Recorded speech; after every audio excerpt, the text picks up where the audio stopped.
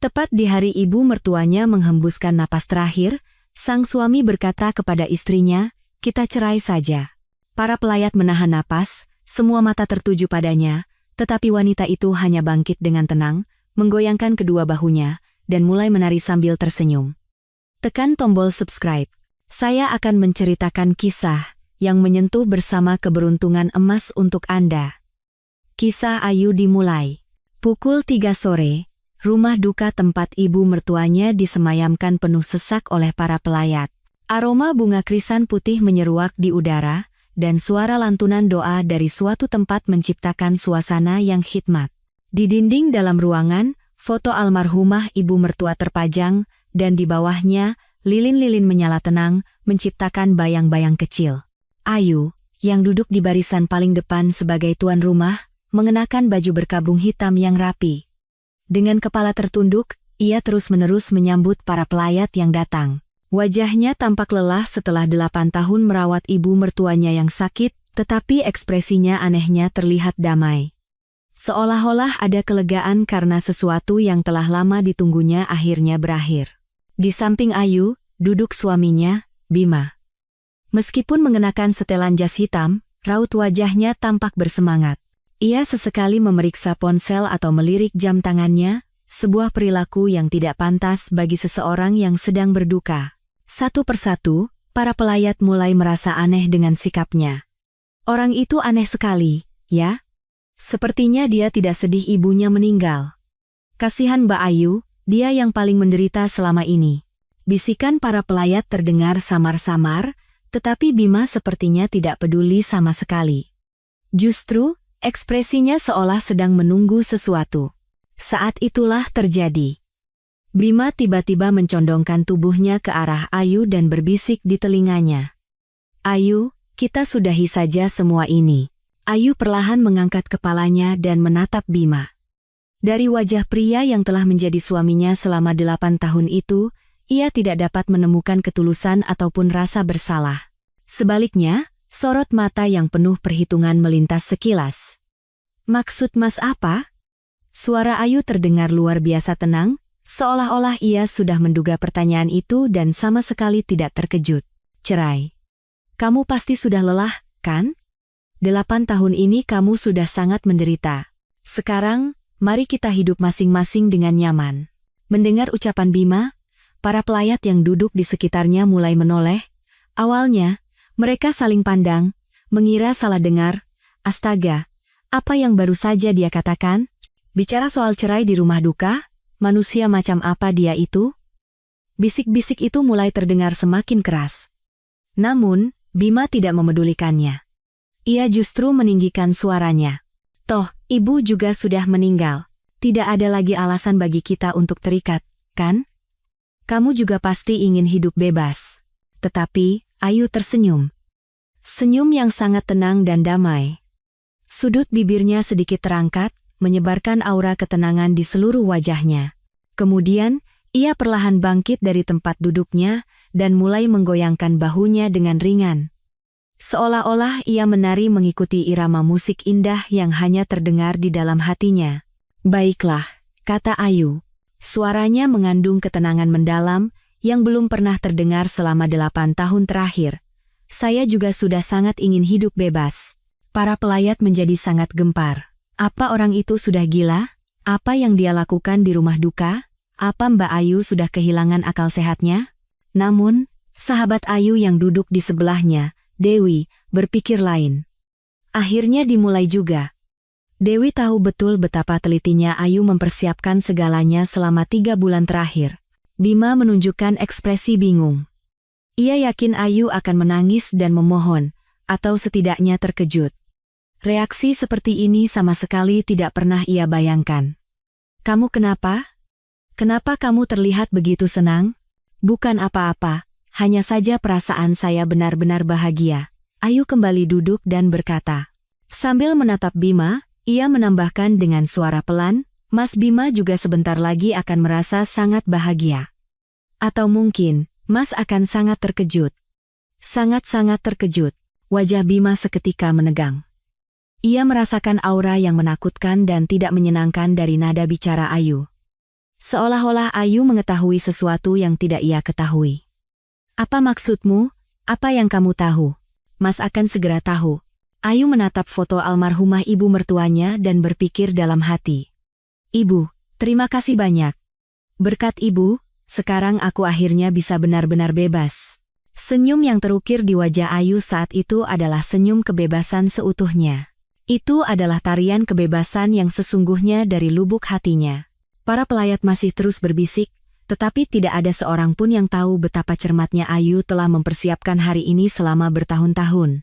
Terlebih lagi Bima, ia sama sekali tidak bisa membayangkan rentetan peristiwa mengejutkan apa yang akan segera menimpanya. Seorang pelayat yang mengamati dari sudut ruangan berbisik kepada orang di sebelahnya. Kasihan menantu itu, 8 tahun dia menderita. Benar, ibu mertuanya kan sangat cerewet. Mbak Ayu menanggung semuanya sendirian.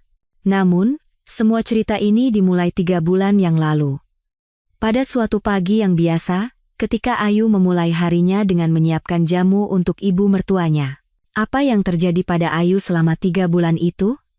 Mengapa Ayu, yang biasanya begitu patuh dan sabar, tiba-tiba menjadi begitu percaya diri dan santai?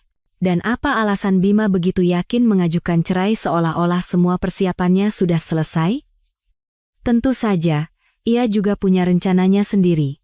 Semua jawaban dapat ditemukan mulai dari pagi yang biasa itu, 3 bulan yang lalu, ketika Ayu merawat ibu mertuanya seperti hari-hari lainnya. 3 bulan sebelumnya, pukul 6 pagi, Ayu sudah membuka matanya bahkan sebelum alarm berbunyi. Rutinitas yang berulang selama 8 tahun telah mendarah daging dalam tubuhnya. Ia diam-diam menyingkap selimut, bangkit, dan mengenakan sandalnya. Di sampingnya, Bima masih mendengkur, terlelap dalam tidurnya. Setelah mencuci muka, Ayu menuju dapur. Di atas kompor, jamu untuk ibu mertuanya sedang direbus di dalam panci.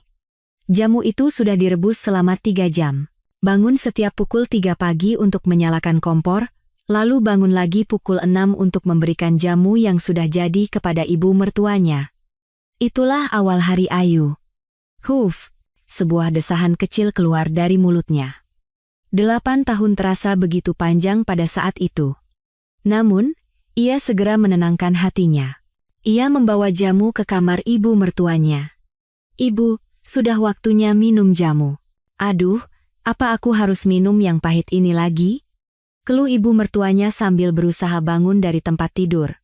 Meskipun usianya sudah 78 tahun, suaranya masih terdengar jelas. Ini baik untuk kesehatan, Bu. Dokter bilang ibu harus meminumnya. Iya, aku tahu. Tapi Ayu, kemarin waktu minum jamunya terlambat 5 menit, tolong tepat waktu, ya. Ayu tidak berkata apa-apa, hanya menganggukkan kepalanya. Sambil melihat ibu mertuanya yang mengkritik keterlambatan 5 menit, ia berpikir dalam hati. Selama 8 tahun aku memberikannya tanpa pernah absen, dan sekarang dipermasalahkan karena terlambat 5 menit, namun, ia tidak menunjukkannya. Baru setelah ibu mertuanya selesai minum jamu, Ayu bisa mulai menyiapkan sarapan. Ia harus menyiapkan sarapan untuk Bima dan bubur khusus untuk ibu mertuanya. Ibu mertuanya selalu hanya makan bubur karena pencernaannya yang lemah. Pukul 7:30, Bima keluar ke dapur. Masih mengenakan piyama, ia menguap sambil membuka pintu kulkas. Sarapan apa? Aku siapkan sayur lodeh, telur dadar, dan beberapa macam lalapan. Sayur lodeh lagi? Kemarin kan juga sayur lodeh. Mendengar keluhan Bima, Ayu sejenak terdiam. Kemarin sop buntut. Ia tidak tahu apakah Bima tidak ingat atau hanya sekadar mengeluh. Kemarin sop buntut. Mas, oh, ya? Ya sudahlah, sayur lodeh ya sayur lodeh. Bima mengabaikannya dan duduk di meja makan. Melihat hidangan yang disiapkan Ayu, ia mengeluarkan ponselnya dan mulai membaca berita. Selama sarapan, tidak ada sepatah kata pun yang terucap. Mas Bima, hari ini pulang jam berapa? Entahlah. Mungkin ada acara makan-makan kantor. Sepertinya akan pulang larut, jadi makan malam sendiri saja. Baik, Mas. Baru setelah Bima berangkat kerja, Ayu bisa sejenak bernapas lega. Namun, tak lama kemudian terdengar suara ibu mertuanya memanggil. Ayu, Ayu. Iya, Bu? Ia bergegas lari ke kamar ibu mertuanya. Ibu mertuanya duduk di tempat tidur dengan ekspresi tidak puas. Bantalku terlalu tinggi. Ganti dengan yang lebih rendah. Baik, Bu. Akan segera saya ganti. Setelah mengganti bantal, kali ini ia mengeluh selimutnya terlalu berat. Setelah mengganti selimut, ia bilang kamarnya terlalu dingin. Setelah menaikkan suhu, ia bilang terlalu panas. Ayu dengan sabar memenuhi semua permintaan ibu mertuanya. Itu adalah hal yang berulang setiap hari selama 8 tahun. Namun, hari ini ia merasa sangat lelah. Baru saat makan siang, ia bisa beristirahat sejenak. Itu adalah waktu ibu mertuanya tidur siang. Ayu duduk di sofa ruang tamu sambil minum secangkir kopi. Tepat pada saat itu, telepon dari Bima berdering. Halo? Ayu, ini aku. Sepertinya aku akan pulang sangat larut hari ini. Bisa jadi baru pulang besok pagi. Lalu, Mas mau tidur di mana? Aku akan tidur di rumah teman atau di mana. Jangan khawatir. Telepon ditutup. Ayu menatap ponselnya dengan perasaan aneh. Belakangan ini, Bima sering pulang larut seperti ini. Dulu, meskipun ada acara kantor, ia selalu pulang sebelum jam 12 malam. Tapi sekarang, seringkali ia tidak pulang sama sekali. Sekitar pukul 2 siang, sahabatnya, Dewi, datang berkunjung. Dewi adalah teman SMA Ayu dan bekerja sebagai agen asuransi. Ya ampun, Ayu. Kenapa wajahmu muram sekali? Cuma sedikit lelah. Hidup seperti ini selama 8 tahun pasti tidak mudah. Bagaimana kabar ibu mertuamu? Begitulah, tidak banyak berubah. Dewi melihat sekeliling ruang tamu dan berkata, tapi Bima itu ngapain saja? Kenapa cuma kamu yang menderita? Mas Bima juga sibuk dengan pekerjaan kantornya. Hei, tapi itu kan ibunya sendiri. Seharusnya dia sedikit membantu, kan? Ayu tidak menjawab. Sebenarnya, apa yang dikatakan Dewi benar. Selama 8 tahun, ia merawat ibu mertuanya hampir sendirian. Bima, selain sesekali mengantar ke rumah sakit, tidak banyak membantu. Dewi, boleh aku bertanya sesuatu yang aneh? Apa itu? Belakangan ini Bima sering pulang larut, bahkan kadang tidak pulang. Apa ini normal? Ekspresi Dewi menjadi serius. Wah, itu agak aneh. Apa jangan-jangan dia punya wanita lain? Tidak mungkin. Tetapi di satu sisi hatinya, kecurigaan sudah mulai tumbuh. Perubahan sikap Bima, ponsel yang sering diperiksa, lembur dan acara kantor yang semakin sering, semuanya mencurigakan. Ayu, apa kamu benar-benar akan terus hidup seperti ini? Pengorbananmu selama 8 tahun ini sudah begitu banyak. Mendengar kata-kata Dewi, Ayu tenggelam dalam pikirannya untuk waktu yang lama. Apa aku benar-benar harus terus hidup seperti ini? Sampai kapan aku harus merawat ibu mertua? Dan apakah Bima benar-benar orang yang bisa dipercaya?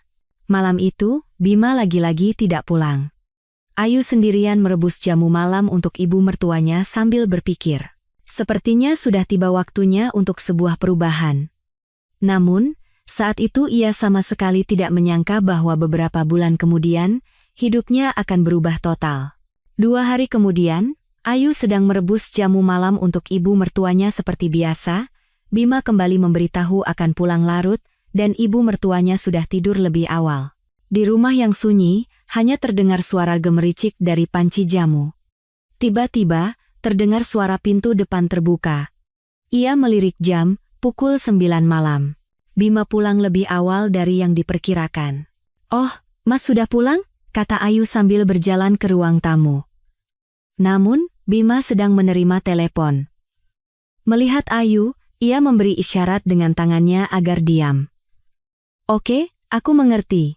Aku akan urus sendiri. Setelah Bima selesai menelepon, ia berkata pada Ayu, tadi telepon urusan kantor. Proyek akhir-akhir ini sedang sibuk. Oh, begitu. Mas pasti lelah. Ayu hanya menganggapnya biasa saja. Namun, ada sesuatu yang aneh. Nada suara Bima berbeda dari saat ia berbicara dengan rekan kerjanya. Terdengar lebih lembut dan akrab. Saat itu, telepon berdering lagi. Bima memeriksa ponselnya dan berkata dengan tergesa-gesa, "Maaf, Aku harus angkat telepon lagi. Kali ini ia masuk ke kamar sambil menerima telepon. Namun, pintunya tidak tertutup rapat, sehingga suaranya terdengar keluar. Halo. Ini aku. Maaf ya, agak telat. Langkah Ayu terhenti. Suara itu jelas bukan suara saat berbicara dengan rekan kerja. Nada suaranya jauh lebih mesra dan intim. Besok? Sepertinya besok agak sulit, ada urusan di rumah. Ayu kembali ke dapur, tetapi telinganya terus waspada. Saat itu, secara naluriah ia mengeluarkan ponselnya dan menyalakan perekam suara. Ia sendiri tidak tahu mengapa melakukan itu, tetapi perasaannya mengatakan ada yang tidak beres. Suara Bima terus terdengar. Baiklah, kalau begitu kita bertemu lusa. Dan, ya, aku juga kangen kamu. Tangan Ayu gemetar. Ia tidak percaya suaminya mengatakan aku juga kangen kamu kepada orang lain. Telepon selesai, dan Bima keluar ke ruang tamu. Urusan kantor lagi. Akhir-akhir ini benar-benar sibuk sekali. Iya mas. Ayu menjawab seolah tidak terjadi apa-apa, tetapi hatinya kacau balau. Itu jelas bukan urusan kantor, mengapa ia berbohong? Malam berikutnya, terjadi sesuatu yang lebih mengejutkan. Kakak perempuan Bima, Rina, tiba-tiba datang berkunjung. Rina biasanya jarang datang meskipun ibunya sakit, tetapi entah kenapa hari itu ia datang. Bagaimana keadaan ibu? Syukurlah, akhir-akhir ini kondisinya cukup stabil. Setelah minum jamu, kondisinya membaik. Oh, syukurlah kalau begitu. Rina mampir sebentar ke kamar ibu mertuanya, lalu keluar dan mulai berbicara dengan Bima di ruang tamu. Ayu sedang menyiapkan teh di dapur. Bima, menurutmu bagaimana kondisi ibu? Entahlah. Apa kata dokter? Rina dan Bima mulai berbicara dengan suara pelan. Ayu tanpa sengaja mendengarkan, dan ia mendengar percakapan yang aneh. Toh usianya sudah lanjut, kita tidak tahu kapan akan terjadi sesuatu. Benar. Makanya kita harus mempersiapkannya dari sekarang, kan? Tangan Ayu yang sedang menyeduh teh berhenti. Persiapan apa yang mereka maksud? Secara hukum, Ayu tidak punya hak waris, kan? Dia kan cuma menantu. Tentu saja. Secara hukum, kita yang akan mewarisinya. Jantung Ayu serasa mencelos. Itu berarti jika ibu mertuanya meninggal, ia tidak akan mendapatkan apa-apa. Meskipun ia telah merawatnya selama 8 tahun. Ia kembali mengeluarkan ponselnya dan mulai merekam. Tangannya gemetar, tetapi ia menahannya. Tapi sepertinya tidak perlu memberitahu Ayu, kan? Nanti dia malah sakit hati kalau tahu lebih awal. Benar. Biarkan saja dia tahu setelah ibu meninggal nanti. Lagi pula, ada asuransi juga, kan? Siapa ahli warisnya? Tentu saja aku. Aku kan anak laki-lakinya. Baguslah. Berarti Ayu benar-benar tidak akan dapat apa-apa, ya? Bisa dibilang begitu. Aku akui dia sudah bekerja keras selama 8 tahun, tapi hukum tetaplah hukum. Ayu terus merekam sambil berpura-pura menyiapkan teh. Percakapan Bima dan Rina berlanjut. Tapi bagaimana reaksi Ayu kalau dia tahu nanti? Mau bagaimana lagi? Dia pasti akan menerimanya. Sifatnya kan penurut, selama 8 tahun dia tidak pernah mengeluh. Iya, dari sisi itu dia memang menantu yang baik. Dia merawat ibu sendirian. Tapi ibu juga sudah tua, kita tidak tahu sampai kapan perawatan ini dibutuhkan, kata Rina dengan nada penuh arti. Itulah. Sejujurnya, aku tidak tahu sampai kapan ibu akan terus seperti ini. Kak, jangan bicara begitu. Bukan begitu. Coba pikirkan secara realistis. Ibu menderita, Ayu juga menderita. Ini situasi yang tidak baik untuk semua orang. Ayu tidak tahan lagi mendengarnya. Ia membawa cangkir teh dan berjalan ke ruang tamu. Tehnya sudah siap. Oh, terima kasih, kata Rina sambil menerimanya. Namun, ekspresinya canggung. Ia khawatir Ayu mendengar percakapan mereka. Ayu, kamu benar-benar bekerja keras merawat ibu. Tidak apa-apa, Kak, ini sudah kewajiban saya. Tetap saja, 8 tahun itu waktu yang sangat lama. Entah sampai kapan harus seperti ini. Ucapan Rina seolah mengandung makna lain. Ayu hanya tersenyum. Setelah Rina pulang, Ayu mendengarkan kembali rekaman itu. Terdengar jelas. Pembicaraan tentang warisan yang sama sekali tidak melibatkannya, tentang uang asuransi, dan bahkan kata-kata yang seolah menantikan kematian ibu mertuanya. Selama 8 tahun ini, aku dianggap apa? Untuk pertama kalinya, Ayu merasakan kemarahan. Namun, pada saat yang sama, ia menjadi lebih tenang. Akhirnya ia mengetahui kenyataan yang sebenarnya. Bima dan Rina hanya menganggapnya sebagai perawat gratis. Malam itu, Ayu tidak bisa tidur. Ia mendengarkan rekaman itu berulang kali sambil berpikir. Ia tidak bisa membiarkan dirinya diperlakukan seperti ini. Pengorbanannya selama 8 tahun tidak boleh sia-sia. Namun, saat itu ia sama sekali tidak tahu keputusan mengejutkan apa yang sedang disiapkan oleh ibu mertuanya, dan bahwa Bima menyimpan rahasia yang jauh lebih besar. Seminggu kemudian, kehidupan sehari-hari Ayu tampak normal di permukaan, tetapi di dalam hatinya terjadi banyak perubahan. Sejak merekam percakapan Bima dan Rina, Ayu mulai melihat segalanya dengan cara yang berbeda. Terutama, ia mulai mengamati perilaku Bima dengan lebih saksama. Hari itu, seperti biasa, saat ia bangun subuh untuk merebus jamu ibu mertuanya, terdengar suara Bima sedang menelepon di ruang tamu. Dengan siapa ia menelepon pukul 5 pagi, Ayu diam-diam mengintip dari celah pintu dapur. Bima duduk di sofa, berbicara dengan suara pelan. "Halo, ini aku. Maaf menelepon sepagi ini." Suara mesra itu lagi. Ayu segera mengeluarkan ponselnya dan mulai merekam. "Aku sangat kecewa kita tidak bisa bertemu kemarin. Apa hari ini ada waktu?" Jantung Ayu berdebar kencang. Ia yakin Bima sedang berbicara dengan wanita lain. Situasi di rumah agak rumit. "Oh ya, bagaimana dengan urusan asuransi itu? Kapan kira-kira bisa diproses?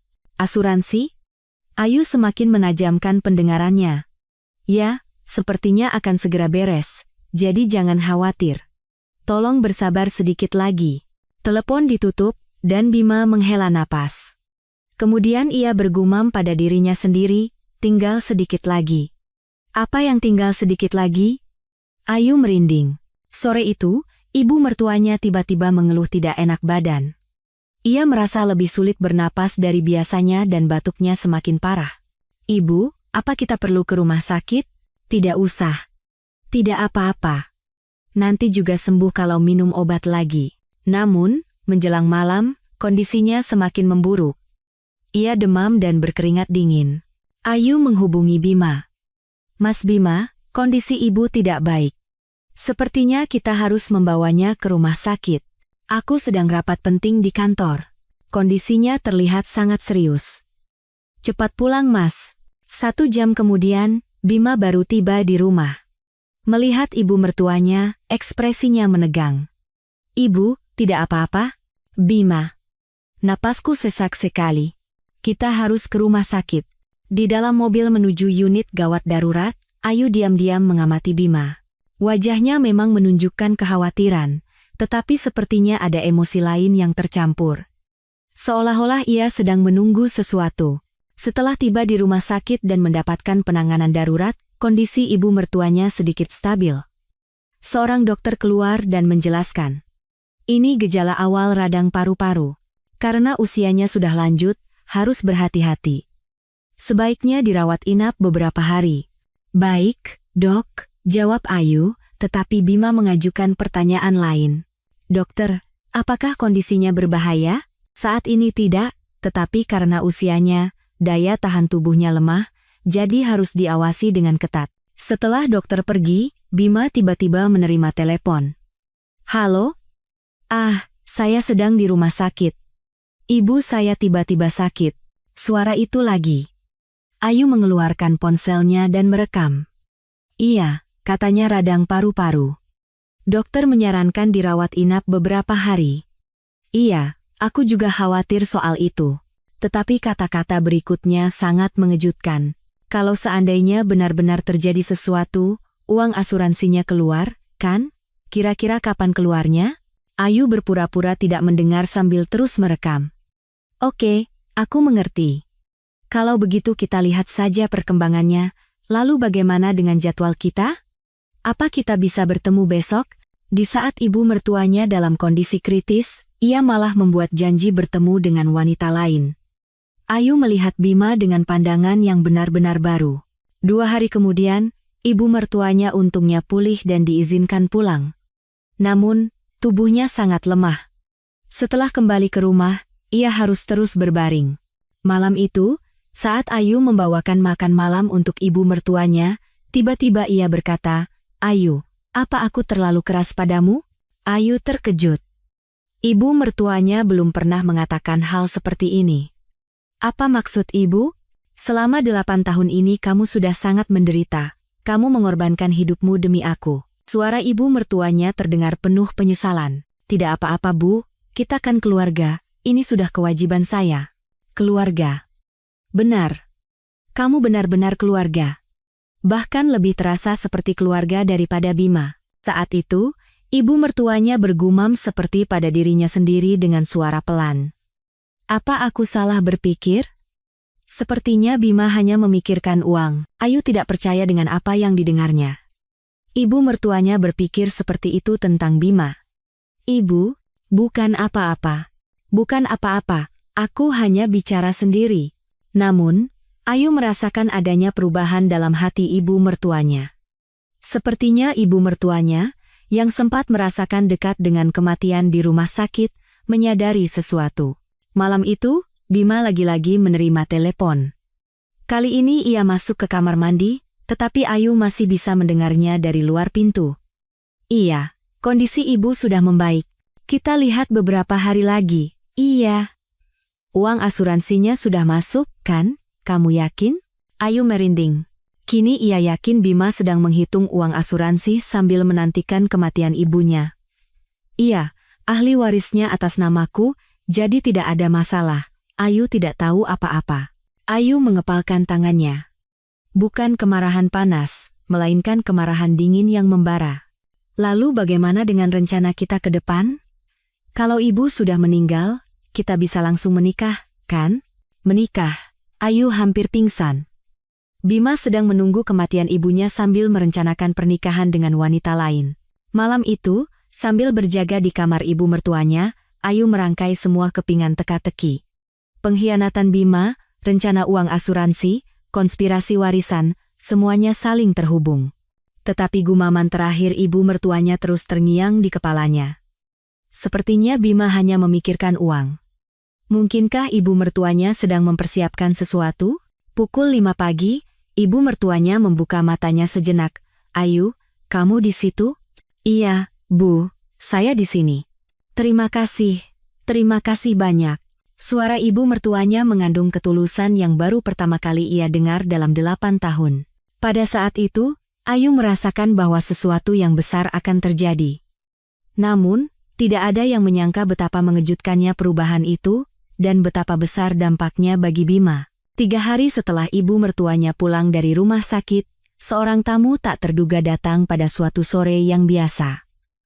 Seorang pria parubaya berjas menekan bel pintu dan memperkenalkan diri. "Selamat sore, saya Pak Tirtayasa dari kantor hukum Tirtayasa, rekan. Apakah benar ini kediaman Ibu Ayu Lestari?" Ayu terkejut. Mengapa seorang pengacara mencarinya? "Iya, saya Ayu." "Ada perlu apa ya, Pak?" "Saya datang atas permintaan dari Ibu Ratna." "Bisakah kita bicara sebentar?" "Ibu Ratna? Permintaan apa yang ibu mertuanya berikan kepada pengacara?" Ayu mempersilakan pengacara itu masuk ke ruang tamu. "Ibu sedang tidur, apa perlu saya bangunkan?" "Tidak perlu. Sebenarnya saya sudah bertemu dengan ibu di rumah sakit. Hari ini saya datang untuk berbicara dengan Ibu Ayu." Pak Tirtayasa mengeluarkan sebuah amplop dari tas kerjanya. "Ibu Ratna meminta saya untuk menyampaikan ini." Ayu membuka amplop itu dan menemukan surat yang ditulis tangan oleh ibu mertuanya. "Ayu, terima kasih banyak. Atas 8 tahun ini, aku menganggapmu sebagai putriku sendiri. Kuharap kau mengerti perasaanku melalui hal ini." Dengarkan baik-baik apa yang dikatakan Pak pengacara. Air mata Ayu menetes saat membaca surat itu. Ternyata ibu mertuanya memiliki perasaan seperti ini. Dengan selembar surat itu, Ayu merasa kepedihan selama 8 tahun perlahan-lahan sirna. Itu adalah saat pertama dan terakhir ia dipanggil Putri. Ibu Ratna telah membuat surat wasiat, kata Pak Tirtayasa dengan hati-hati. Surat wasiat? Benar. Dan beliau juga merekamnya dalam bentuk video. Ini adalah pesan yang beliau sampaikan secara langsung. Pengacara itu mengeluarkan tablet dan memutar video. Di layar, muncul wajah ibu mertuanya. Meskipun terbaring di ranjang rumah sakit, suaranya terdengar jelas. Saya, Ratna Puspita. Dalam keadaan sadar sepenuhnya, saya membuat wasiat ini. Harta saya akan dibagikan sebagai berikut. Ayu menahan napas dan mendengarkan. Pertama, rumah ini dan 80% dari seluruh rekening tabungan saya wariskan kepada menantu saya, Ayu Lestari. Ayu telah merawat saya seperti ibu kandungnya sendiri selama 8 tahun, dia lebih terasa seperti keluarga sejati daripada Bima. Ayu tidak percaya. 80% dari rumah dan tabungan? Kedua, sisa 20% saya berikan kepada anak saya, Bima.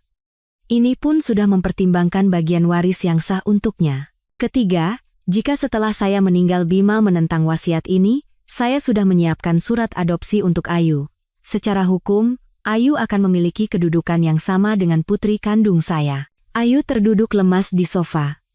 Ibu mertuanya telah mempersiapkan semua ini. Apakah ini benar-benar sah, Pak? Benar, Bu.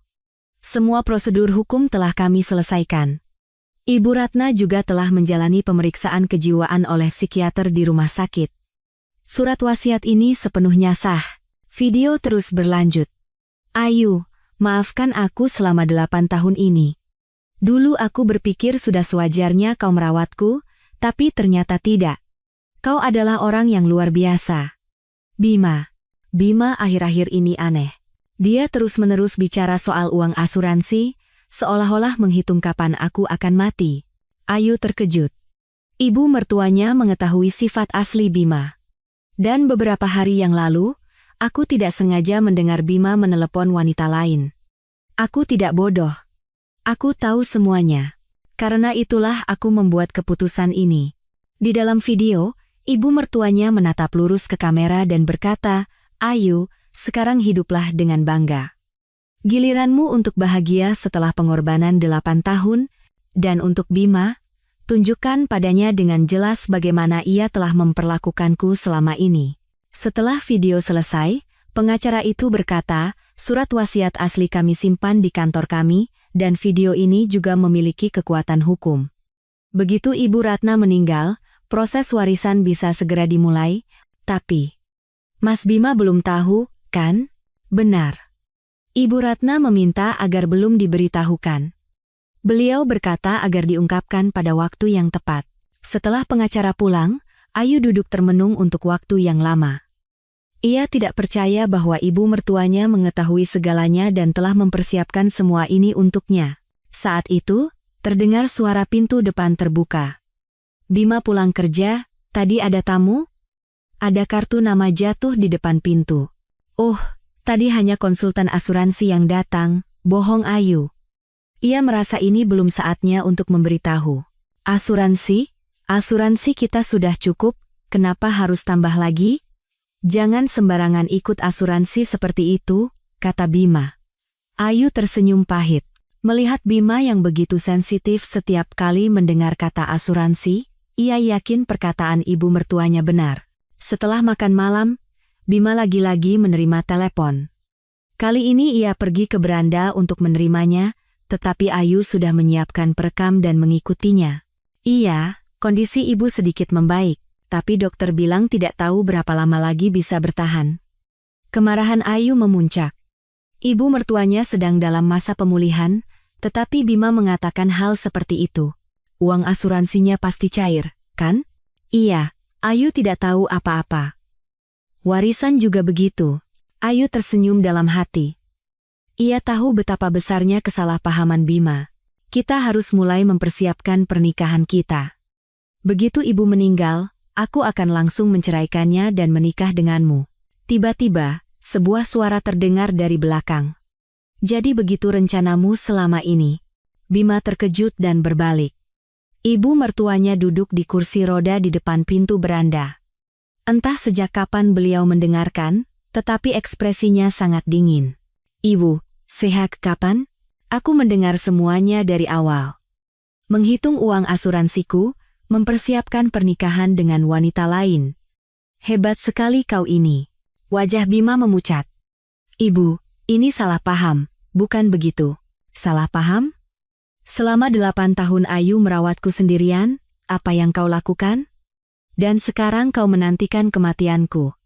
Suara ibu mertuanya penuh dengan kekecewaan yang mendalam. "Bima, aku malu kau adalah anakku." Malam itu, suasana di rumah terasa dingin. Bima mencoba membela diri, tetapi ibu mertuanya sama sekali tidak mau menanggapinya. Hati Ayu terasa lebih ringan. Sekarang ibu mertuanya sudah tahu segalanya. Namun, Bima belum tahu apa kejutan yang sebenarnya. Bahwa uang asuransi, warisan, semuanya akan berjalan berlawanan dengan rencananya, dan beberapa hari kemudian, sebuah bom yang lebih besar akan meledak. Sesuatu yang sama sekali tidak pernah dibayangkan oleh Bima sedang menantinya. 2 hari kemudian, Bima masih tidak tahan dengan tatapan dingin ibu mertuanya. Suasana rumah terasa membeku, tetapi Ayu justru merasa lebih tenang. Akhirnya kebenaran terungkap. Pagi itu, setelah Bima berangkat kerja, sahabatnya Dewi datang. Ayu menceritakan semua yang telah terjadi kepada Dewi. "Apa? Serius? Ibu mertuamu meninggalkan wasiat seperti itu?" "Iya. Aku juga tidak percaya. Tapi yang lebih mengejutkan adalah ibu sudah tahu sifat asli Bima." Dewi mengangguk. "Masuk akal. Orang yang hidup sampai usia 78 tahun pasti pandai membaca orang. Beliau pasti sudah melihat niat busuk Bima. Tapi Dewi, ada sesuatu yang membuatku khawatir." "Apa itu?" Bima terus-menerus bicara soal uang asuransi. Jangan-jangan ada masalah dengan asuransi itu. Ekspresi Dewi menjadi serius. Sebagai agen asuransi, Dewi berpengalaman dalam hal ini. "Wah, itu harus kita periksa. Apa kamu bisa melihat dokumen asuransinya? Sepertinya ada di kamar ibu." "Sebentar." Ayu mengambil dokumen asuransi dari kamar ibu mertuanya. Dewi memeriksanya dengan teliti, dan wajahnya menegang. "Wah, ini aneh sekali." "Apanya yang aneh?" "Penerima manfaatnya awalnya adalah ibu mertuamu sendiri, tapi tahun lalu diubah menjadi Bima. Tapi tanda tangan ini." Dewi melihat bagian tanda tangan dengan lebih saksama dan berkata, "Ini sepertinya bukan tanda tangan ibu mertuamu, goresannya sangat berbeda." Ayu merinding. "Jangan-jangan Bima memalsukan tanda tangan ibu? Kemungkinannya besar. Lihat jumlah uang pertanggungannya. 3 miliar rupiah. Dengan uang sebanyak ini, sangat mungkin dia nekat memalsukannya." Dewi mengeluarkan ponselnya dan berkata, "Ini harus segera kita laporkan ke perusahaan asuransi. Pemalsuan tanda tangan adalah penipuan yang jelas." "Apa tidak apa-apa?" "Tentu saja. Kamu sebagai menantu bisa melaporkannya atas nama ibu mertuamu. Dan jika benar dipalsukan, pembayaran asuransi akan dihentikan." Ayu mengambil keputusan. Ia tidak bisa lagi membiarkan siasat Bima berlanjut. "Kalau begitu, ayo kita laporkan sekarang juga." Dewi menelepon perusahaan asuransi. "Halo. Apakah ini asuransi jiwa sejahtera? Saya ingin melaporkan sesuatu terkait polis asuransi." 1 jam kemudian, seorang petugas asuransi datang ke rumah. Mereka memeriksa dokumen dan membawa dokumen asli untuk dianalisis tulisan tangannya. Pihak asuransi memberitahu bahwa ada indikasi pemalsuan pada tanda tangan perubahan penerima manfaat, sehingga pembayaran akan segera ditangguhkan dan mereka akan mempertimbangkan untuk melaporkannya ke polisi. "Kami akan menghubungi Anda setelah hasil penyelidikan keluar. Jika pemalsuan terkonfirmasi, kontrak tersebut akan batal dan pembayaran asuransi akan dihentikan." Setelah petugas asuransi pulang, Ayu menceritakan semuanya kepada ibu mertuanya. "Ibu, sepertinya Mas Bima memalsukan tanda tangan ibu untuk mengubah penerima manfaat asuransi." Wajah ibu mertuanya mengeras. "Anak itu benar-benar melakukan hal sejauh itu? Memalsukan tanda tanganku? Pihak asuransi sedang menyelidikinya." "Ayu, Kamu sudah melakukan hal yang benar. Perbuatan seperti pencuri itu tidak bisa dibiarkan begitu saja. Sekitar pukul 3 sore, Bima tiba-tiba pulang. Jauh lebih awal dari biasanya. Ekspresinya tampak tidak biasa. Ayu, apa ada sesuatu dengan perusahaan asuransi? Ayu menjawab dengan tenang. Maksud Mas apa? Tadi ada telepon dari asuransi, katanya ada masalah dengan polis asuransi. Apa kamu melaporkan sesuatu? Oh, soal itu? Tanda tangan ibu terlihat aneh, jadi saya minta untuk diperiksa. Wajah Bima memucat. Tanda tangan aneh? Apanya yang aneh? Tanda tangan di dokumen perubahan penerima manfaat sepertinya berbeda dengan tanda tangan ibu biasanya. Saya hanya ingin memastikan, siapa tahu ibu tidak sengaja salah tanda tangan. Bima bergegas menuju kamar ibu mertuanya. Ibu, apa ibu ingat menandatangani dokumen asuransi tahun lalu? Ibu mertuanya menjawab dengan suara dingin, aku tidak pernah menandatangani dokumen seperti itu. Tidak mungkin. Ibu pasti menandatanganinya. Aku tidak pernah menyuruhmu mengubah penerima manfaat menjadi namamu, dan aku tidak pernah melihat dokumen itu. Tapi kenapa ada tanda tanganku di sana? Bima tidak bisa berkata-kata, ia tidak bisa lagi berkelit. Saat itu, ponsel Bima berdering. Telepon dari perusahaan asuransi. Halo? Suara dari telepon terdengar sampai ke ruang tamu. Selamat sore, ini dari asuransi Jiwa Sejahtera. Hasil investigasi menunjukkan adanya dugaan pemalsuan tanda tangan, sehingga kami menangguhkan pembayaran polis tersebut. Kami juga sedang mempertimbangkan untuk melaporkannya ke polisi, jadi mohon Bapak datang ke kantor kami. Telepon ditutup, dan Bima terduduk lemas. Apa-apaan ini? Kenapa bisa jadi seperti ini? Ayu berkata dengan tenang, Mas benar memalsukan tanda tangan ibu, kan? Aku hanya tergoda dengan uang 3 miliar itu dan menipu ibu, kan? Ibu mertuanya keluar ke ruang tamu dengan kursi rodanya. Bima, aku benar-benar kecewa.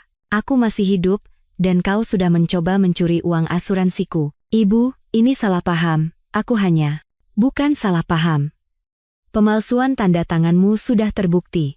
Saat itu, telepon berdering lagi. Kali ini Bima tidak mau mengangkatnya, tetapi telepon terus berbunyi. Angkat saja, kata Ayu. Halo? Dari seberang telepon terdengar suara wanita. Mas Bima, ini aku. Ada apa? Katanya ada telepon dari asuransi. Ayu dan ibu mertuanya sama-sama mendengar suara itu. Bima panik dan mencoba mematikan telepon, tetapi sudah terlambat. Mas Bima, bagaimana dengan janji kita? Katanya kita akan menikah setelah uang asuransinya cair. Wajah ibu mertuanya semakin dingin. Bima, siapa wanita itu? Ibu, itu. Demi 3 miliar, kau memalsukan tanda tanganku dan berselingkuh dengan wanita lain. Apa benar anakku seperti ini? Bima benar-benar terpojok. Rencana uang asuransinya terbongkar, perselingkuhannya terungkap. Ditambah lagi, ia baru tahu bahwa ibu mertuanya telah mewariskan seluruh hartanya kepada Ayu. Ibu, tolong beri aku satu kesempatan lagi. Kesempatan? Selama 8 tahun Ayu merawatku sendirian, apa yang kau lakukan? Dan sekarang kau mencoba mencuri uang asuransiku. Ayu hanya mengamati dengan tenang. Semuanya berjalan sesuai rencana. Tapi, ini belum berakhir. Masih ada kejutan yang lebih besar menanti. Malam itu, Bima hampir tidak bisa tidur. Semua rencananya berantakan. Namun, ia belum tahu bahwa peristiwa yang benar-benar mengejutkan akan segera terjadi. Keesokan paginya, suasana di rumah bahkan lebih dingin dari hari sebelumnya. Bima, yang hampir tidak tidur semalaman, memiliki lingkaran hitam di bawah matanya. Ibu mertuanya sama sekali menghindari bertatap muka dengannya, dan Ayu menjalani harinya dengan tenang seperti biasa. Saat sarapan, Bima mencoba membuka pembicaraan dengan hati-hati. Ibu, soal kemarin itu benar-benar salah paham. Jangan bilang salah paham lagi. Memalsukan tanda tanganku itu salah paham? Berselingkuh dengan wanita lain juga salah paham? Suara ibu mertuanya sedingin es. Dan Bima, aku sudah membuat semua keputusan. Tidak ada yang bisa diubah lagi. Bima hendak bertanya apa maksudnya, tetapi ibu mertuanya bangkit dan masuk ke kamarnya. Sekitar pukul 10 pagi, saat Ayu mengantarkan jamu ke kamar ibu mertuanya, beliau berkata dengan pelan, "Ayu, telepon Pak pengacara, suruh beliau datang besok." "Besok, Bu? Ada cara apa?" Sudah saatnya memberitahu Bima tentang surat wasiat. Tidak ada alasan untuk menyembunyikannya lagi. Ayu mengangguk. Keputusan ibu mertuanya tampak sangat tegas. "Dan Ayu, rekaman-rekaman yang kau simpan, masih ada kan?" "Iya, Bu. Semua sudah saya simpan di tempat yang aman." "Bagus. Besok itu juga akan kita perlukan." Sekitar waktu makan siang, seorang wanita asing muncul di depan rumah. Seorang wanita berusia awal 30-an tampak mondar-mandir di sekitar rumah. Ayu mengamatinya dari beranda. Wanita itu ragu-ragu untuk waktu yang lama, bahkan sempat sampai di depan pintu, tetapi tidak menekan bel dan kembali lagi. Namun, ia tidak pergi jauh, melainkan duduk di kafe terdekat sambil terus mengamati rumah. Apa wanita itu yang berbicara dengan Bima di telepon? Ayu secara naluriah merasa bahwa wanita itu kemungkinan besar adalah selingkuhan Bima. Sekitar pukul 2 siang, Bima tiba-tiba pulang. Sepertinya ia pulang lebih awal dari kantor. "Ayu, aku ada urusan mendesak, harus keluar sebentar." "Mau kemana, Mas?" "Urusan kantor. Harus ke perusahaan asuransi juga." Melihat Bima pergi dengan tergesa-gesa, Ayu pergi ke beranda dan mengintip. Benar saja, Bima menuju kafe itu. Ayu segera mengambil ponselnya dan mengikutinya dari belakang. Dari balik jendela kafe, terlihat Bima dan wanita itu duduk berhadapan dan berbicara. Bersembunyi di balik bayangan bangunan kafe, Ayu merekam pertemuan mereka dengan kamera ponselnya. Dan ia mencoba mendekat sedekat mungkin untuk mendengar percakapan mereka. "Citra, maaf. Situasinya jadi sedikit rumit," terdengar suara Bima. Nama wanita itu sepertinya Citra. "Mas Bima, ada apa? Bagaimana dengan uang asuransinya?" "Itu. Perusahaan asuransi menuduh ada pemalsuan tanda tangan, jadi pembayarannya ditangguhkan." "Pemalsuan tanda tangan? Jangan-jangan ketahuan?" Ayu merinding. Citra juga mengetahui rencana uang asuransi Bima. "Dan ibu sudah tahu semuanya. Hubungan kita juga sudah ketahuan. Lalu bagaimana sekarang? Rencana pernikahan kita? Sepertinya kita harus menunggu sampai ibu meninggal. Setidaknya aku masih bisa dapat warisan." "Mas Bima, tapi ada yang ingin aku sampaikan." Suara Citra tiba-tiba menjadi serius. "Apa? Aku hamil." Bima hampir menyemburkan kopi yang sedang diminumnya. "Apa? Hamil?" "Iya. Sudah 2 bulan. Aku sudah periksa ke dokter." Ayu terkejut dan terus merekam. "Kalau begitu, kita harus lebih cepat menikah, kan?" "Benar. Makanya aku tidak bisa menunggu lagi. Kita tidak tahu kapan ibumu akan meninggal, sementara bayi ini terus tumbuh." Bima memegangi kepalanya. "Bagaimana ini? Apa aku harus bilang pada Ayu untuk cerai?" "Tentu saja. Aku juga ingin hidup dengan tenang sekarang. Tapi sekarang kondisi ibu sedang begini, masalah asuransi juga." "Mas Bima, jangan-jangan selama ini Mas hanya mempermainkanku?" Suara Citra terdengar kecewa. "Bukan begitu. Hanya saja situasinya rumit." "Bukan rumit, tapi alasan. Kalau Mas Bima benar-benar ingin menikahiku, ceraikan dia sekarang juga. Citra. Atau aku akan membesarkan anak ini sendirian. Dan aku akan menceritakan semuanya pada ibumu." Wajah Bima memucat. "Jangan. Tolong jangan. Kalau ibu tahu, bisa gawat." "Lalu mau bagaimana?" "Baiklah. Besok. Besok aku akan bicara soal cerai dengan Ayu." "Benarkah?" "Iya. Aku tidak bisa menundanya lagi." Saat mereka bersiap untuk pergi, Ayu segera meninggalkan tempat itu. Dalam perjalanan pulang, pikirannya kacau. Selingkuhan Bima bahkan sudah hamil, dan besok Bima akan mengajaknya bercerai. Namun, Ayu sama sekali tidak panik. Justru hatinya tenang, karena semua persiapannya sudah selesai. Ia kembali ke rumah dan menceritakan semuanya kepada ibu mertuanya. "Ibu, selingkuhan Mas Bima ternyata hamil. Dan besok dia akan meminta cerai pada saya. Ekspresi ibu mertuanya semakin mengeras. Anak itu benar-benar keterlaluan.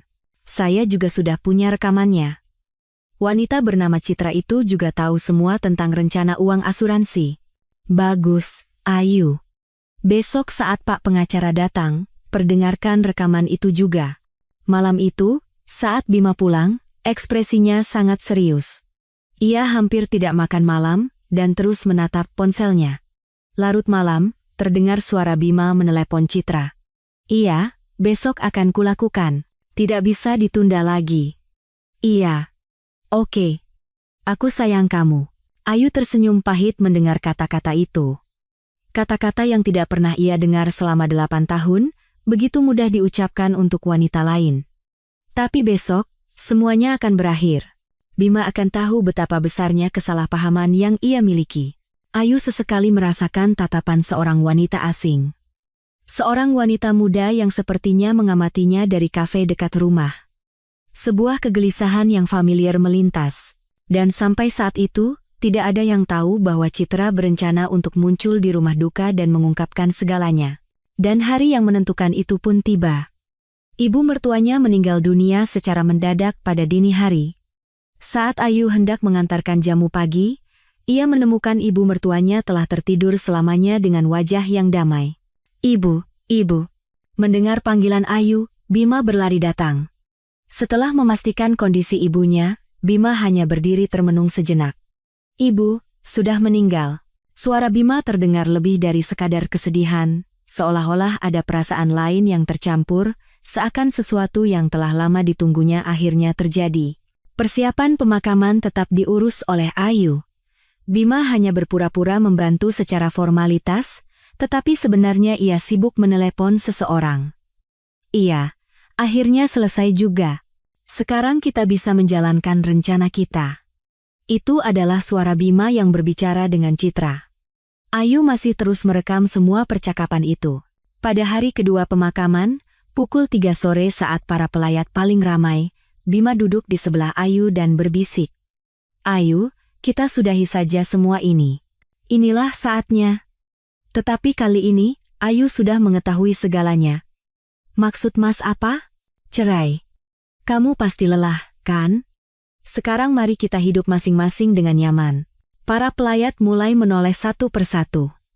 Ayu tersenyum tenang dan menggoyangkan bahunya dengan ringan. Baiklah. Saya juga sudah sangat ingin hidup bebas. Bima menunjukkan ekspresi bingung. Ia yakin Ayu akan menangis dan memohon, reaksi seperti ini sama sekali tidak ia duga.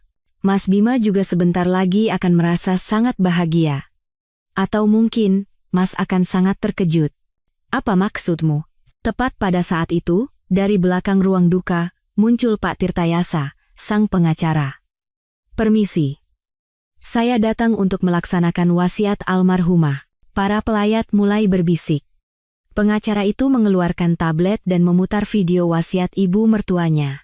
Ketika wajah ibu mertuanya muncul di layar, seisi ruangan menjadi hening. Saya, Ratna Puspita. Harta saya akan dibagikan sebagai berikut. Rumah ini dan 80% dari seluruh tabungan saya wariskan kepada menantu saya, Ayu Lestari. Wajah Bima memucat. Apa-apaan ini? Ayu telah merawat saya seperti putri kandungnya sendiri selama 8 tahun, dia lebih terasa seperti keluarga sejati daripada Bima. Untuk Bima, saya hanya memberikan sisa 20%. Kapan ibu membuat wasiat seperti ini? Para pelayat mulai berbisik-bisik. Wah, menantunya yang dapat bagian terbesar. Wajar saja, dia yang merawat sendirian selama 8 tahun. Dan Bima, aku tahu sifat aslimu. Aku tahu kau mencoba mencuri uang asuransiku dengan memalsukan tanda tangan, dan juga berselingkuh dengan wanita lain. Ruang duka menjadi gempar. Bima mencoba bangkit, tetapi kakinya lemas dan ia terduduk kembali. Ayu bangkit dengan tenang dan berkata, Mas Bima, masih ada satu kejutan lagi. Ayu mengeluarkan ponselnya dan memutar rekaman suara. Percakapan Bima dan Rina yang merencanakan pembagian warisan terdengar jelas. Secara hukum, kita yang akan mewarisinya. Tidak perlu memberitahu Ayu. Para pelayat terperangah. Mereka merencanakan konspirasi seperti itu? Benar-benar menganggap menantunya bodoh. Tepat pada saat itu, dari pintu masuk ruang duka, muncul seorang wanita asing, itu adalah Citra. "Permisi." Semua orang menatap Citra. Dengan ekspresi percaya diri, Citra berdiri di depan Bima. "Mas Bima, sesuai janjimu, kau sudah menceraikannya, kan?" Bima dengan panik bangkit dan mencoba menghentikan Citra. "Citra, jangan sekarang. Nanti kita bicara." "Kenapa tidak boleh? Bukankah Mas sudah bilang akan menceraikannya?" Para pelayat semakin gempar. "Siapa wanita itu? Jangan-jangan selingkuhannya?" Citra meninggikan suaranya. "Hadirin sekalian, ada yang ingin saya sampaikan." "Citra, kumohon." "Saya Citra. Dan di dalam perut saya ini, ada anak Mas Bima." Ruang duka menjadi kacau balau. "Hamil? Apa-apaan ini di acara pemakaman? Jadi Bima orang yang seperti itu?" Ayu tetap tenang. Ia justru merasa ini adalah waktu yang tepat untuk mengeluarkan kartu terakhirnya. "Mas Bima, ada hal yang akan lebih mengejutkan lagi." Ayu memutar rekaman percakapan Bima dan Citra dari ponselnya. "Uang asuransinya pasti cair, kan?" "Iya, Ayu tidak tahu apa-apa. Begitu ibu meninggal, kita akan langsung menikah." Para pelayat benar-benar marah. Jadi dia mengincar uang asuransi? Dia menunggu ibunya meninggal? Benar-benar manusia tidak tahu malu. Bima benar-benar hancur. Bukan hanya semua rencananya gagal, ia juga dipermalukan di depan semua orang. "Ayu, kumohon. Ini salah paham." "Bukan salah paham. Semua buktinya ada." Ayu mengeluarkan dokumen dari perusahaan asuransi. Pembayaran asuransi juga sudah ditangguhkan karena pemalsuan tanda tangan. Dan sesuai wasiat ibu, sebagian besar rumah dan harta warisan menjadi milik saya. Sahabatnya, Dewi, maju dan berkata, "Mas Bima, 8 tahun Ayu menderita, dan Mas membalasnya dengan pengkhianatan seperti ini?" Para pelayat pun serentak menyalahkan Bima. Benar-benar bukan manusia. Mbak Ayu terlalu baik sehingga dimanfaatkan. Suami seperti itu lebih baik tidak ada. Citra mendekati Bima dan berkata, "Mas Bima, saya ingin hidup dengan tenang sekarang. Saya tidak mau bertemu diam-diam lagi." "Citra, tidak. Saya juga orang yang punya harga diri. Saya ingin diakui sebagai ayah dari anak saya." Ayu menatap foto almarhumah ibu mertuanya dan berkata pelan, "Ibu, sekarang saya benar-benar bebas." Sambil menggoyangkan bahunya, ia tersenyum. Itu adalah tarian pembebasan yang sesungguhnya. Tarian kebebasan dari penindasan dan pengorbanan selama 8 tahun. Bagi sebagian orang mungkin terlihat aneh, tetapi bagi Ayu, itu adalah salam perpisahan terakhirnya. Bukan dengan air mata atau permintaan maaf, melainkan sebuah tekad dalam diam untuk hidup demi dirinya sendiri. Bima terduduk lemas, tidak bisa berkata apa-apa. Uang asuransi, warisan, semua rencananya hancur berantakan. Ditambah lagi, perselingkuhannya terungkap di depan semua orang, membuatnya bingung bagaimana harus melanjutkan hidup. Para pelayat satu persatu memberikan kata-kata penghiburan dan dukungan kepada Ayu. "Mbak Ayu, syukurlah. Semoga Mbak bahagia setelah ini, selama ini Mbak sudah sangat menderita." Sore itu, ruang duka terasa lebih panas dari biasanya.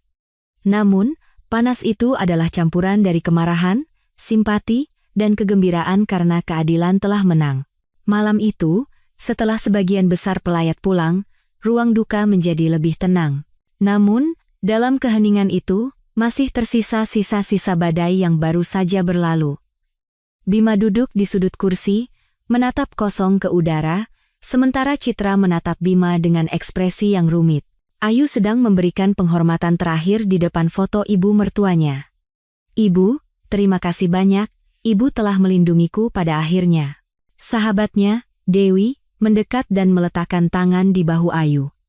"Wah, kamu hebat sekali. Penantian dan kesabaranmu selama 8 tahun tidak sia-sia." "Iya, Ibu yang mempersiapkan semuanya."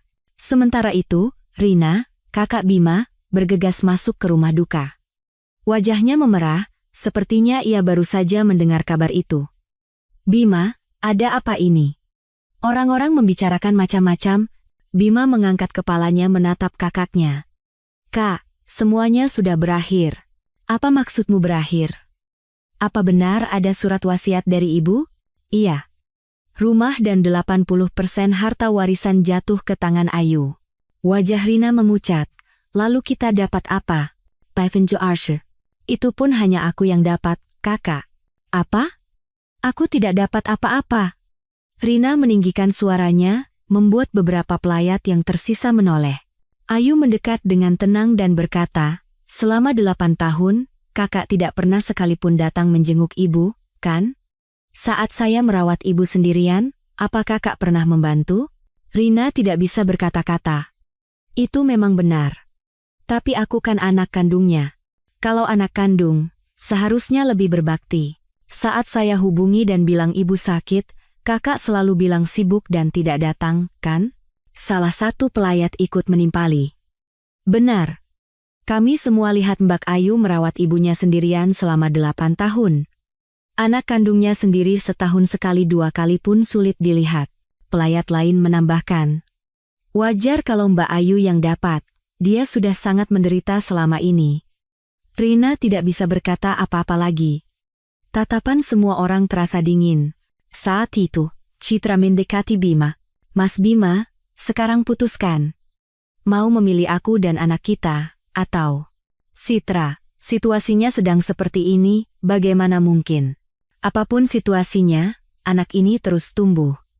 Aku tidak bisa hidup bersembunyi lagi. Saat Bima tampak bimbang, Ayu berkata dengan tenang. Mbak Citra, jangan khawatir, saya setuju untuk bercerai. Citra menatap Ayu dengan kaget. Benarkah? Iya, tapi ada syaratnya. Bima bertanya dengan tegang, syarat apa? Saya tidak akan menuntut tunjangan. Sebagai gantinya, Mas Bima jangan pernah menginjakkan kaki di rumah ini lagi. Dan upacara peringatan kematian ibu juga akan saya yang urus. Ayu, orang yang selama 8 tahun tidak pernah berbakti, apa menurut Mas pantas datang ke meja persembahan? Para pelayat mengangguk setuju.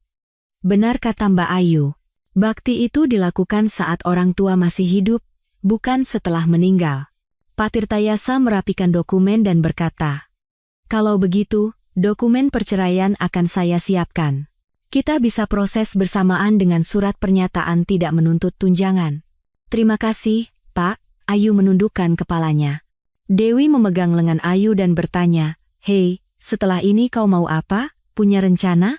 Ayu menatap foto ibu mertuanya dan menjawab, dengan warisan yang ibu tinggalkan, aku ingin mencoba melakukan sesuatu yang sudah lama aku inginkan. Apa itu? Menari. Aku berhenti saat menikah, tapi sekarang aku mau mulai lagi. Wow, keren sekali. Saat itu, seorang pelayat mendekat dan berkata, Mbak Ayu, Mbak sudah melakukan hal yang benar. Saya ikut sedih membayangkan betapa beratnya penderitaan Mbak selama ini, tapi sekarang pasti hanya ada hal-hal baik yang akan datang. Terima kasih. Pelayat lain juga berkata, Ibu mertua Mbak benar-benar orang yang bijaksana. Beliau tahu siapa anak yang sebenarnya berbakti. Ibu memberikan hadiah besar untuk saya pada akhirnya. Bima berdiri perlahan dan berkata, Ayu, maafkan aku selama ini. Ayu menatap Bima. Itu adalah permintaan maaf tulus pertama yang ia dengar dalam 8 tahun. Mas Bima, hiduplah bahagia dengan Mbak Citra, tapi kuharap, mulai sekarang hiduplah dengan jujur. Akan kulakukan. Citra memegang lengan Bima dan berkata, Mas Bima, ayo kita benar-benar mulai dari awal, demi aku dan anak kita. Iya, baiklah. Rina berkata untuk terakhir kalinya, Ayu, terima kasih sudah merawat ibu selama ini, aku yang tidak becus. Tidak apa-apa Kak, semua sudah berlalu. Sekitar pukul 10 malam, setelah sebagian besar orang pulang, rumah duka menjadi sunyi. Ayu duduk sendirian di depan foto ibu mertuanya dan berkata pelan, Ibu, terima kasih banyak. Berkat ibu, saya bisa memulai hidup baru. Saat itu Dewi mendekat dan berkata, Hei, apa ini benar-benar sudah berakhir? Tidak. Ini baru permulaan. Permulaan? Permulaan hidupku yang tertunda selama 8 tahun. Di wajah Ayu, terukir senyum cerah yang baru pertama kali terlihat dalam 8 tahun. Itu adalah ekspresi seseorang yang telah merasakan kebebasan sejati. Di luar, hujan musim semi mulai turun. Seolah-olah itu adalah berkah dari langit yang membersihkan segalanya dan menyuruhnya untuk memulai yang baru. Kehidupan baru Ayu benar-benar dimulai. 1 bulan kemudian, pada suatu sore yang tenang, Ayu berdiri di depan sebuah sanggar tari kecil di tengah kota. Dari balik jendela kaca, terlihat ruang latihan yang bersih dengan cermin di dindingnya. Sebuah papan nama bertuliskan Sanggar Tari Ayu Lestari tergantung di atasnya. Aku benar-benar memulai lagi dari sini. Ayu bergumam pada dirinya sendiri sambil mengeluarkan kunci. Ruang kecil yang disewanya dari warisan ibu mertuanya ini, kini menjadi panggung baru bagi Ayu. Saat membuka pintu sanggar, tercium aroma bangunan baru. Satu sisi dinding sepenuhnya tertutup cermin, dan di lantai terhampar matras tari yang lembut. Meskipun ruangannya masih kosong, di mata Ayu, tempat itu penuh dengan kemungkinan tak terbatas. Ayu mengeluarkan pakaian tari dari tasnya. Pakaian latihan yang ia kenakan kembali setelah 8 tahun. Berdiri di depan cermin, ia merasa haru melihat bayangan dirinya. Sudah banyak berubah. Sosoknya yang kini berusia 36 tahun berbeda dari saat ia berusia 20-an. Ada jejak waktu di wajahnya, tetapi sorot matanya tampak lebih tegar dari 8 tahun lalu. Ia memutar musik lembut dari ponselnya. Sebuah lagu piano favoritnya. Ayu mulai melakukan pemanasan perlahan-lahan. Sambil melakukan peregangan, ia mengingat kembali satu persatu gerakannya. Gerakan ini aku masih ingat, yang ini juga. Tubuhnya mulai bergerak secara alami mengikuti irama musik. Meskipun ada jeda 8 tahun, tubuhnya masih mengingatnya. Perlahan, hati-hati, tetapi dengan penuh keyakinan, ia bergerak. Saat itu, pintu sanggar terbuka dan Dewi masuk. Wah, sudah mulai latihan ya? Dewi, kok kamu di sini? Penasaran?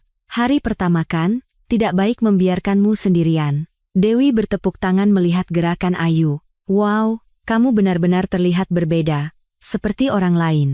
Masa? Iya. Terlihat lebih anggun dan dalam dari sebelumnya. Ayu tersenyum dan berkata, mungkin masa-masa sulit itu juga menjadi pupuknya. Pena, ngomong-ngomong, bagaimana kabar Bima? Surat cerai sudah selesai diurus. Katanya sedang mempersiapkan pernikahan. Begitu ya? Tidak terlalu penasaran juga sih, tapi, kamu sama sekali tidak menyesal? Ayu berpikir sejenak lalu menjawab, bukan penyesalan, tapi rasa syukur. Karena 8 tahun itu, aku bisa menjadi diriku yang sekarang. Wow, hebat sekali kamu. Kalau aku, mungkin akan dendam seumur hidup. Menyimpan dendam itu pada akhirnya hanya akan menyakiti diri sendiri. Lebih baik memulai yang baru seperti ini. Dewi melihat sekeliling sanggar dan bertanya, sekarang mau menerima murid? Iya. Rencananya minggu depan akan mulai kelas hobi untuk dewasa. Dan nanti, aku juga ingin membuat kelas tari perak untuk para lansia. Kelas tari perak? Iya. Saat merawat ibu mertua, aku merasa orang-orang yang sudah lanjut usia juga butuh kesempatan untuk bergerak dan berekspresi. Dewi berkata dengan ekspresi terharu, keren sekali. Ibu mertuamu di surga pasti sangat bangga. Saat itu, ponsel Ayu berdering. Nomor tidak dikenal. Halo? Apakah benar ini dengan ibu pemilik Sanggar Tari Ayu Lestari? Iya, benar. Selamat sore, Bu. Saya seorang ibu rumah tangga berusia 55 tahun. Saya lihat iklan di internet dan menelepon. Saya ingin belajar menari, apakah tidak apa-apa jika sudah berumur? Senyum cerah terukir di wajah Ayu. Tentu saja, Bu. Usia tidak penting dalam menari. Silakan datang kapan saja. Benarkah? Kalau begitu, bisakah saya konsultasi besok? Tentu. Bagaimana kalau jam 2 sore? Baik, Bu. Sampai jumpa besok. Setelah menutup telepon, Dewi berkata, wah, sudah dapat murid pertama. Iya. Sudah tidak sabar rasanya. Ayu kembali berdiri di depan cermin. Ia memutar musik dan mulai menari perlahan. Kali ini, gerakannya lebih bebas dan penuh ekspresi. Ia merentangkan tangannya ke langit, menggerakkan tubuhnya dengan lembut, dan mengekspresikan emosi yang datang dari lubuk hatinya melalui tarian. Itu adalah momen di mana semua emosi yang terpendam selama 8 tahun terbebaskan. Sekarang, aku akan menari untuk diriku sendiri, kata Ayu pada bayangannya di cermin. Kata-kata itu juga merupakan janji kepada ibu mertuanya dan kepada semua orang yang mendukung awal barunya. Sambil menari, Ayu teringat kembali 1 bulan terakhir. Perceraiannya dengan Bima selesai lebih cepat dari yang diperkirakan, dan warisan ibu mertuanya juga telah selesai secara hukum. Rumah itu telah berganti nama menjadi miliknya, dan semua tabungan telah ditransfer ke rekeningnya. Yang paling mengejutkan adalah reaksi orang-orang di lingkungannya. Semua orang mendukung dan memberinya semangat. Para tetangga yang telah mengamatinya dalam diam selama 8 tahun, tulus ikut berbahagia. Mbak Ayu, berkat Mbak, kami jadi berpikir ulang tentang arti bakti. Pilihan yang luar biasa. Kami dukung kehidupan baru Mbak. Semoga sanggar tarinya sukses besar. Kata-kata hangat seperti itu menjadi kekuatan besar bagi Ayu. Ketika musik berakhir dan Ayu berhenti, Dewi bertepuk tangan. Benar-benar indah. Aku yang melihat saja ikut terharu. Terima kasih, Dewi. Tapi kamu benar-benar terlihat bahagia, ekspresimu benar-benar berbeda. Ayu menatap cermin dan berkata, pasti. Karena sekarang aku melakukan apa yang benar-benar ingin aku lakukan. Hari sudah menjelang senja. Cahaya senja yang hangat masuk melalui jendela sanggar. Diterangi cahaya itu, Ayu menari sekali lagi untuk terakhir kalinya. Kali ini, tarian rasa terima kasih untuk ibu mertuanya. Masa sulit selama 8 tahun, dan hadiah besar yang ia terima pada akhirnya, semuanya ia syukuri. Ibu, aku akan hidup dengan sangat bahagia. Aku tidak akan menyia-nyiakan kesempatan yang ibu berikan. Setelah selesai menari, Ayu membungkuk dalam-dalam. Bayangan dirinya di cermin terlihat begitu percaya diri dan indah. Kehidupan baru Ayu benar-benar telah dimulai. Meskipun ini adalah awal yang terlambat di usia 36 tahun, ia merasa lebih yakin dari sebelumnya. Pengorbanan dan kesabaran selama 8 tahun tidak sia-sia, semuanya terasa seperti persiapan untuk momen ini. Ayu menutup pintu sanggar dan bergumam pada dirinya sendiri, besok, lusa, dan seterusnya, aku akan terus menari. Tarian yang benar-benar untuk diriku sendiri. Ini adalah hari pertama di atas panggung dengan nama Ayu Lestari, bukan sebagai menantu seseorang. Seolah-olah waktu yang telah hancur adalah persiapan untuk saat ini. Begitulah kisah baru Ayu dimulai. Bersama tarian, bersama harapan, dan bersama kebebasan yang sejati. Selama 8 tahun yang panjang, Ayu yang menahan diri dalam diam akhirnya menari di atas panggungnya sendiri. Terkadang hidup memang membuat kita menderita, tetapi semua waktu itu bisa jadi adalah persiapan untuk hari esok yang lebih baik, seperti yang ditunjukkan oleh Ayu. Hadiah terakhir dari ibu mertuanya, dan pilihan berani Ayu menciptakan akhir yang indah. Kisah ini juga membuat kita kembali merasakan bahwa keluarga sejati tidak dimulai dari ikatan darah, tetapi dari hati yang saling peduli. Jika Anda ingin bertemu lebih banyak drama yang hangat dan menyentuh seperti ini, jangan lupa tekan tombol subscribe. Kami akan kembali dengan kisah yang lebih menyentuh di lain waktu. Semoga hari Anda menyenangkan.